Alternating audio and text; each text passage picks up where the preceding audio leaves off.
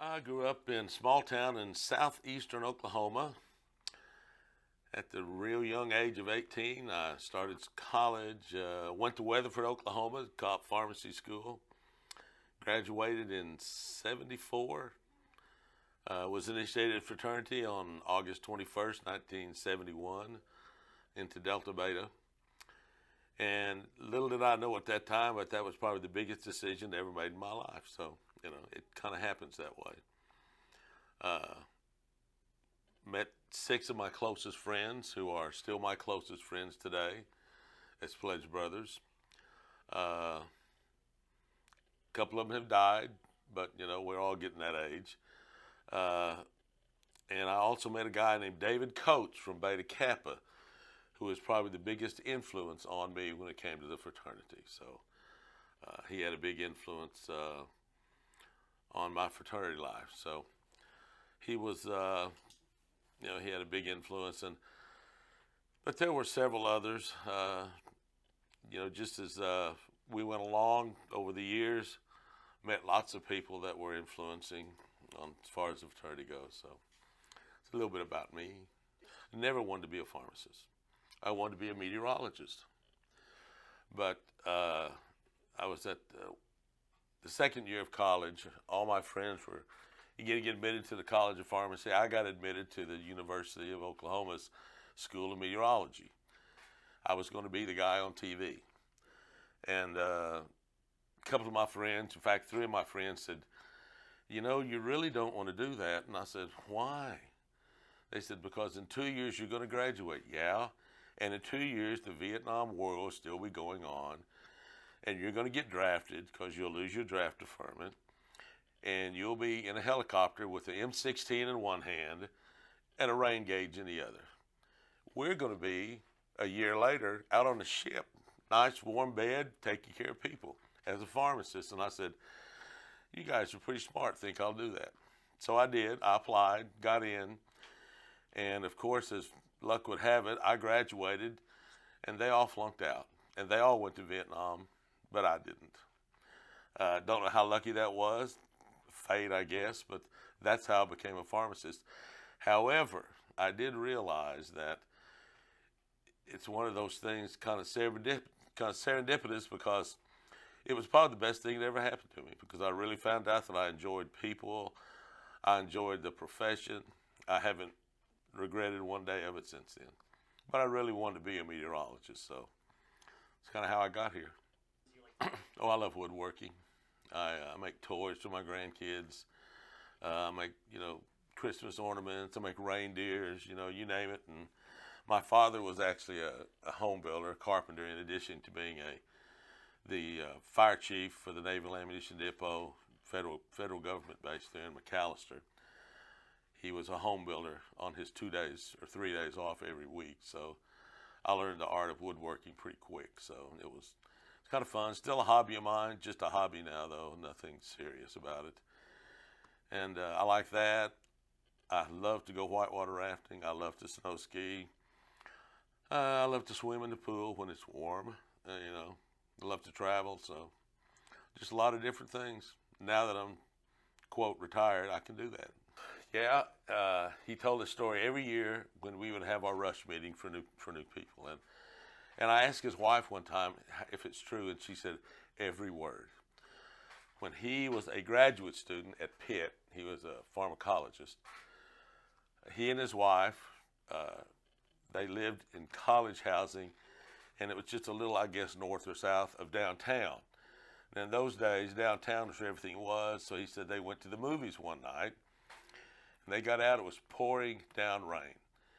And he said the only way they had to get back was to walk, and they didn't have money for a cab, so he thought, because they had to walk down there. And he said, so he goes into this drugstore that he thought was, okay. They go into the drugstore and they're getting ready to close. So he says that he tells the druggist there that can they wait till they close, see if it slacks up rain. He said, well, yeah. And he asked him what he was doing. He told him as well he was a student up at Pitt, at Pitt. And he's a graduate student, and they're going to have to get back. They're just going to wait till it stops raining a little bit. He said, well, I'll tell you what, if you wait till I close up, I'll take you back. And he says, as he took us back, he said, we got to talking. He asked me if I was a member of Kappa Psi. And I told him no. And he said, well, maybe you ought to look at that. There's a lot of good people in that. Told him all about it. In the 20-minute ride back up to the campus, and he said it interested me enough to go to the chapter, because he was a graduate then, to go to the chapter and ask them, could I join? He said they initiated me as a member of the faculty, and he said I've never looked back since, because he said I think that everything that guy told me was absolutely true. And so that kind of made me curious about that, and today I totally understand where he was coming from, because I've asked lots of people for help, and I've yet to be turned down. So, that was a big influence, David Coates. He was a good GCD. I mean, he really watched over the students, and just really a good guy. In 1976, yeah, it was 77, and that was when the Grand Regents used to appoint the collegiate member and graduate member at large for 2-year terms. Bill Fitzpatrick gets elected in 76, and in 77 and 79 term, he was appointed because it's going to be 3 years. In 77, 78, and 79. 78, he appoints the new graduate member and the new collegiate member. Well, he appoints the new graduate member. Wasn't me. It was my best friend, Charlie Carden. And about that time, Carden had told me that he was buying a drugstore in Kansas, and he didn't have time to do it. And he was going to recommend to Fitzpatrick that he nominate me. And he did, and I accepted. And 43 years later, here I am. All because one of my best friends said, I'd rather you do that. So that was a big turning point. I don't know if a lot of people would do that today, but I figured he would do the same thing again, and I would do the same thing for him. So it worked out. One year we were in Scottsdale, Arizona at that meeting, and didn't have rental cars weren't quite as frequent as they are today. So we decided we was going to get a rental car, so we could drive around the city. So we got this thing called a rent-a-wreck, which was really unusual in those days. And for $5 a day, you could get an old car that wasn't new, but it drove, and you could drive it. So we go to this place, and they bring out a purple Dodge Challenge, big, huge car. And they went over that thing with the glove, rubbing all over the paint to make sure it wasn't chipped. And we thought that was funny as could be, because here it is, a huge purple car. It's old, and they're looking for chipped paint. And I'm thinking, this is going to be fun. And it was, because as we drove around town, everybody and their dog would be pointing fingers at us. So we were having the best time. That was a good memory. Another good memory was Jackson Hole, Wyoming. On our trip to Yellowstone Park, we got to have lunch and see Old Faithful. That was a real cool time. And the other one was in Glacier National Park. At that meeting, we were getting to ride to the top of Going to the Sun Road in the red buggies that they take you up there in now, red cars. And that was really cool, because at the top it was still frozen in ice, even in August. So it was really cool. And that's where my two boys got on the front of this glacier and started sliding down.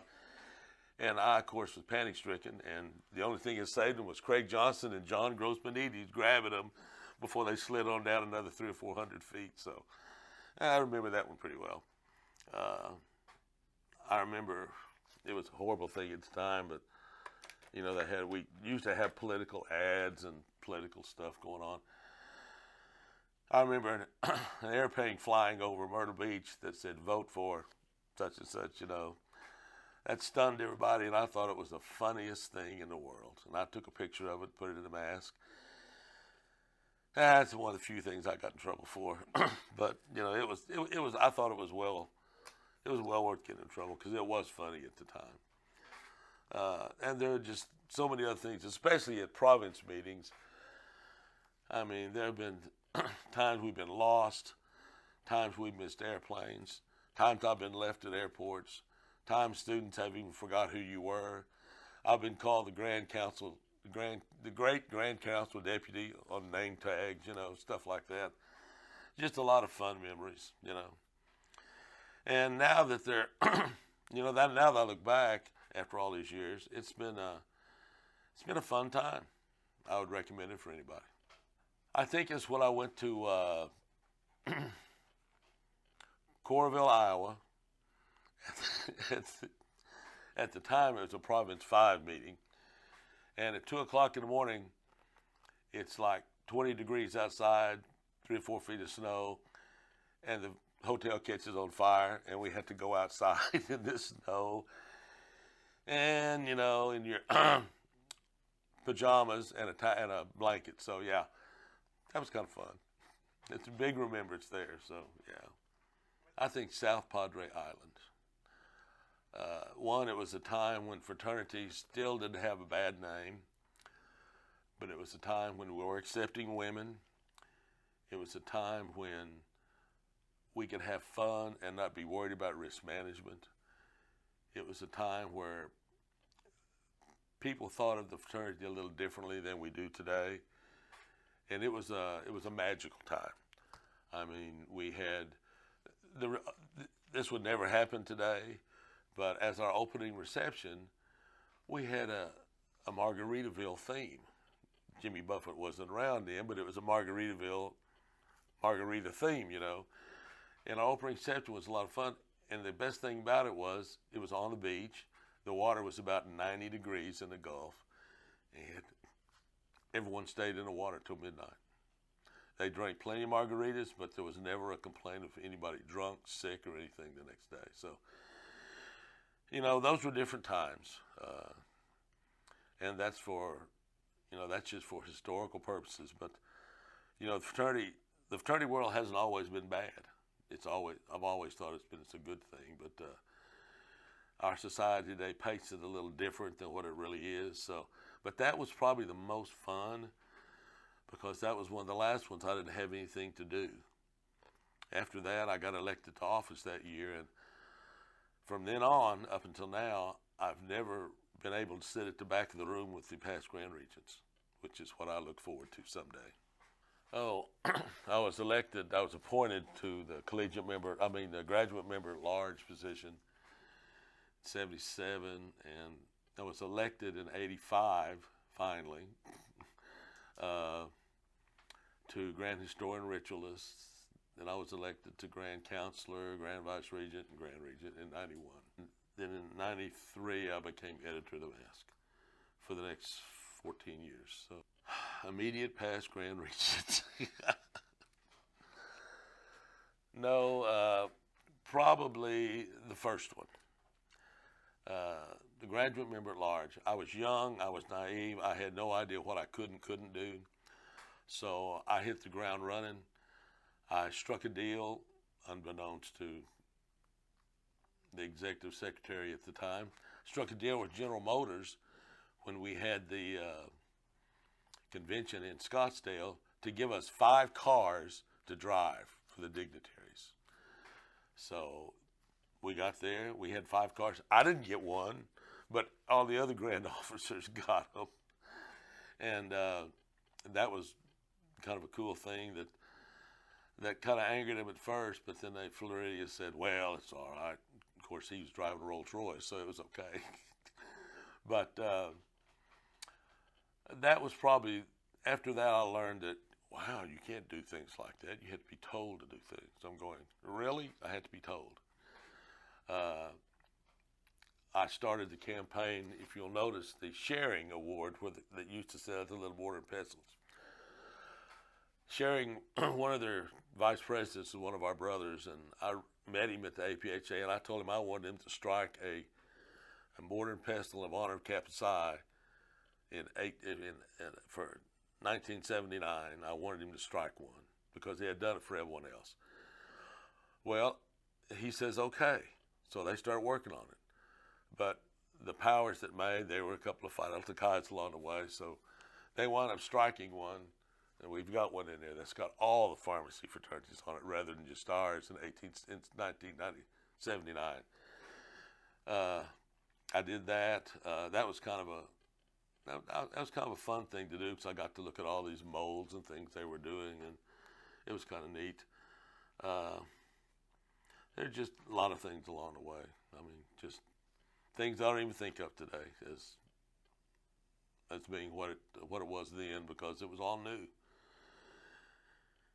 And then when I became editor of the Mask, I think that was probably after looking back, after many, many years of being in fraternity,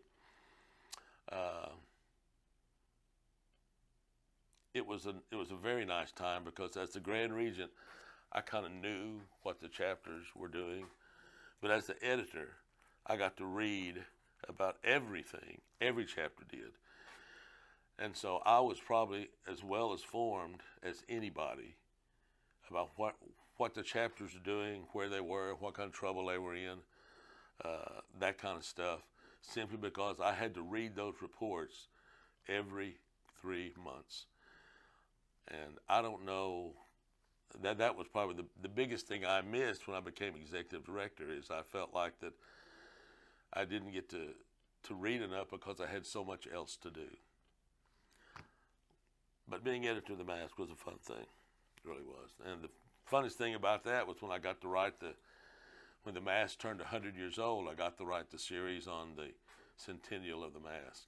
And that was really fun, especially the first time I got to look at all of the old masks, which we can all look at now online. That wasn't always that way. You had to really look for those things. So it was, each office has been different. Some harder than others. Grand Counselor was the hardest, by the way. Most work is involved with the Grand Counselor. So it was the year that Paul Hill and I had decided that we were never going to convince our older brothers that we were worthwhile, that we could only convince our younger brothers that we were worth it. And so for 4 years, he and I went around the country talking about building a better brother.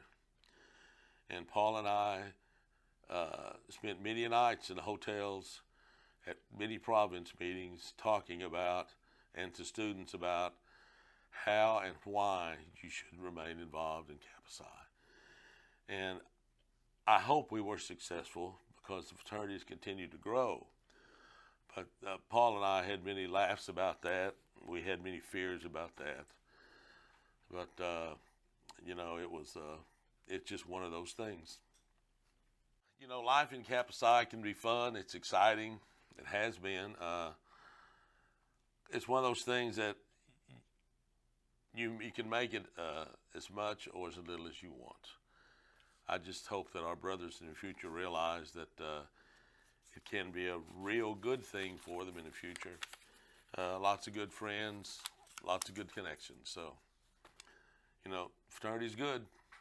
In the fraternity world, I would say Dewey Garner and Norm Campbell, Charles Carden, Paul Connect, Bob McGarian. Who else? Really, really good. I mean, there's a lot of my friends in the fraternity, but Ken Roberts, known Ken Roberts quite well for a long, long time. Bill Fitzpatrick.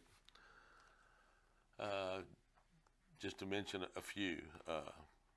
Known Callie Weaver pretty well. And, there've just been quite a few that I wouldn't have any hesitation, spending an evening with any time. So he and I go way back. I think my favorite moment with him was when I actually met him. And this is going to sound terrible because the fraternity was different in 1972. Or 1973 to be precise. Had a province meeting at Gamma Pi in St. Louis. Their fraternity house, the 3-story house then, had a basement, and the province meeting was there, and they were having a party the last night. And Dewey and I didn't know him at the time, but we walked downstairs. And downstairs, where they were having a huge party, was covered with sawdust and some liquid substances, which we will just call water. And as we walked around in it and sloshed around in it, and the sawdust got kind of yucky, both of us looked at each other and said, I think I'm going to go upstairs. So we did. We both walked back upstairs. We sat down at the same couch because there was 2 seats there. We sat down and I just started talking, asking who he was, where he was from, and Dewey and his, southern drawl. We spent the next hour getting to know each other. And the next spring, we went to Oxford, to their campus. And that was about the time that I got interested in the fraternity. That's where I met Bill Fitzpatrick the next spring at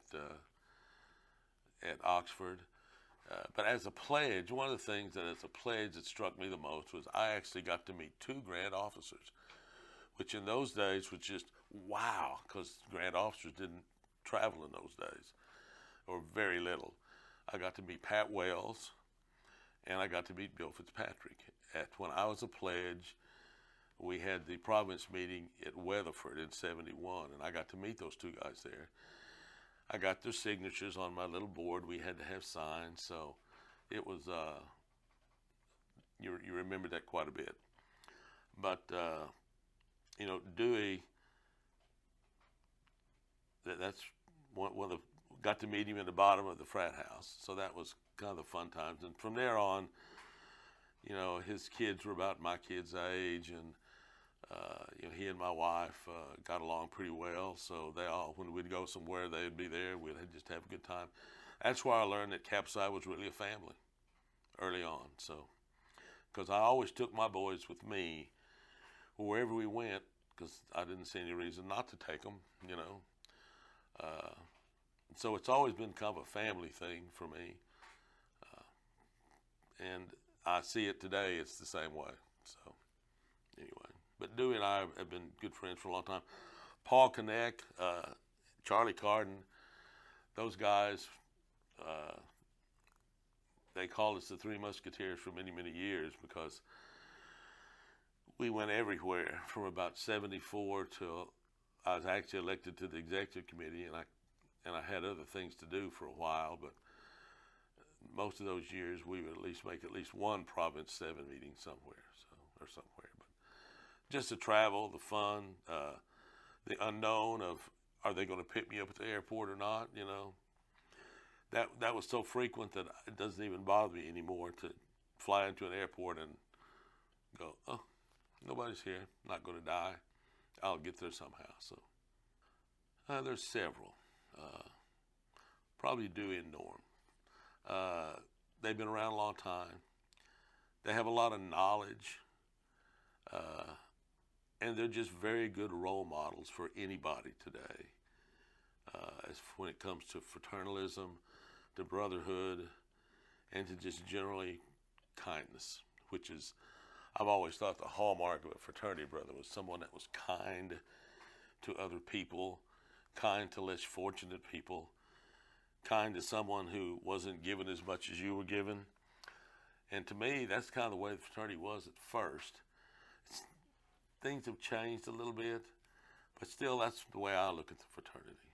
It should be giving. So when I first started traveling around for the fraternity, I worked for Revco Drug. I'd finished graduate school and was working for them in a couple of different capacities, and they were certainly happy to have me travel around and visit college students as long as I told them who I worked for. Wasn't an issue at all. There were a couple of people that actually executive vice presidents for Revco. One was named Al Seebach. He was from Ohio Northern. Come to be a pretty good friend of mine. So, as executive vice president, when he would come to Dallas, he would come to my store and he would call me Johnny. And everyone was just freaking out because here's the guy, third in command at Revco, going into a store and going to have coffee with Johnny. But, it made a big difference there. Uh, and then when that company got bought out by Eckerd Drug, I became the director of recruitment, professional recruitment, the first job I got with them. And they were the same way. They were happy to have me take time off and go around as long as I told them who I worked for. And so, consequently, I hired a lot of Kappa brothers for work for Eckerd Drug. So it made a big difference there. And through that, I got to meet a lot of deans, a lot of professionals. It just made a big difference. It made me realize that the pharmacy world is a small world. I mean, we may not think about it, but it is a very small world. When you go to a meeting where there's 18,000 pharmacists like at ASHP, you think it's huge, but it's not. I have run into people that I met back in the 80s, even today, that remember me. Some I remember, some I don't, but it's a small world. It still happens today. Ran into last night, Milton and I were having dinner, and I look over, and here's a guy I hadn't seen in 20 years eating dinner with his wife, about 2 tables over. And I thought he doesn't even remember me, so I just kept on eating, talked about. Well, as soon as we got finished, he gets up, comes over, and says, "Porter, how are you? I haven't seen you since Kansas City. You remember when we went to the Kansas City Country Club?" And I'm going, "Yeah, I do." Those things. It's a small world, and he wasn't even from Texas, so it is a small world, very small world. And I learned a long time ago that fraternity can be petty at times, so I just don't remember those things. I don't want to be petty, so the things that happen that are not exactly what you want to happen, I tend to just forget about them because they're not worth the time and effort it takes to keep that. So that's why I don't remember a lot of those things that bothered me at the time, but probably did. So, I asked for the job 6 years before that, 7 years before that, didn't get it. So I really didn't think it was going to happen. I was content to be editor of the Mask and moving on. And then when LB put out a call, I was real hesitant to even apply. I wasn't sure if that's what I wanted to do, but then I thought, well, it's time to let the editor of the Mask job go. And if you want to do this, try. And if you don't get it, great. If you do, that's fine too. So I sent in my resume. LB calls me. We talk. They hire me. And it's been, what's been eye-opening is exactly the amount of work that it takes to keep the fraternity operating. Not physical labor, but mental labor. It really takes a village, Wendy and Adriana and I and Corin, to keep everything moving along. Every semester to semester, it's usually the same old stuff, but it's never the same old stuff.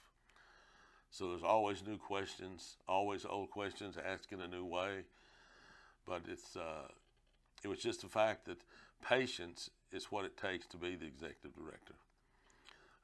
I have to realize that each student that we see, each new student we get, to them, it's a totally new experience.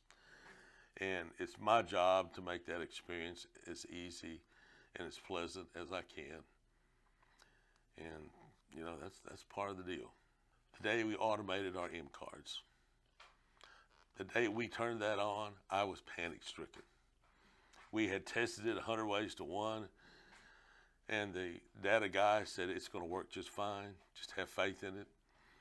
And I was so nervous. Every day for the first week, I looked at the file to see who had filed M cards. Nobody filed the first week. I thought they weren't coming in. That wasn't true. No one had applied. So the next week, we probably got 300, and then I realized it's the best thing we've ever done. That has saved so many man hours. I just can't believe it. Saves it every year. So once you find a group of friends in college, those are going to be the people that you associate with or try to associate with the rest of your life. Those are going to be your good friends. So pick some good ones. And you can find some very good ones in Kappa Psi. I think I would have been ask all the executive directors and everyone to be more diligent about keeping our history safe, keeping artifacts safe. I mean, there are things that I saw when I was a young student at meetings that don't exist today that should exist, like the rhombus shield of Kappa Psi that they found at Hill House. That was actually on display at the 74 GCC, I believe. It's never been seen again. Who knows where it went to? The oldest, excuse me, the oldest issues of the constitutions that I had seen back in the early 1920s, the first printed ones, the rituals were the same way. We don't have a lot of those, but I knew they were there because I'd seen them before, but I don't find them anymore. Just things like that are irreplaceable. A picture is one thing, but have the actual object, that's something else. That's why I like to buy all the stuff that we can find on Kappa Psi that's old and keep it. So I don't know, not much I regret. I mean, there's things we could have done differently, sure. But as far as regretting that we ever did it, it'd take a lot more thinking than that, because I've done a lot of things. I'm thinking, man, you're stupid. But nothing that was monumental. And I probably hope I never get that way, 'cause that usually winds us financially costing us, which is always our biggest fear. So still working on that. To be determined. We were in the water and I mean, you had to be there for this to be funny. We were in the water at Myrtle Beach, okay? Everyone was having a good time that afternoon. There was probably 7 or 8 chapters out in the water, and I'm out in the water, and Leonard Nager comes up and he says, "Porter, what are you doing?" "Nothing. Want a beer?" And I went, "Yeah." I said, "I'll go get one in a minute." He pulls off his hat. There's a beer sitting on his head. He opens it up, puts his hat back on, opens it, and gives it to me. And I thought every student that was around me was going to die. It was kind of funny because, I'm not supposed to be drinking. You're a big guy or whatever. And he pulls a hat, just like a rabbit, out of his hat. Pretty funny moment. Pretty funny moment. Just a good guy. That's it. He was a good guy who did his best. About it. Don't need any. I'm pretty comfortable with who I've been, what I've been, and how my life is run. So as far as, any of that other stuff, I don't know how. I can't determine how people will remember me anyway. I can only determine how I live my life and the examples I set for people. And they can make their judgments on that. But as far as anything, I look back at some of the guys that started our fraternity, and those are the guys that you have to remember well. I mean, without them, we'd have never been here. Press Eldridge, right on down the line, Bliss, Evie, Nick Finney. I mean, without those guys, we'd have never got here. So they were the ones that had to sacrifice, not us. Or me. I didn't have to sacrifice anything. So, my life in the fraternity in a nutshell. Being a member of Kappa Psi is a commitment. It's a commitment that you should be making that's going to affect the rest of your life. And it can affect it in such a positive manner if you let it. My thing is that you need to make the best of what fraternity will give you when it offers it. And it may offer it today, but it may make you wait a few years before it offers it again. But usually if it's worth waiting, it's okay. So patience and, joining the fraternity for all the right reasons. Social reasons aren't necessarily a good reason to join Kappa Psi. I know that's one of our reasons, but it shouldn't be the only reason.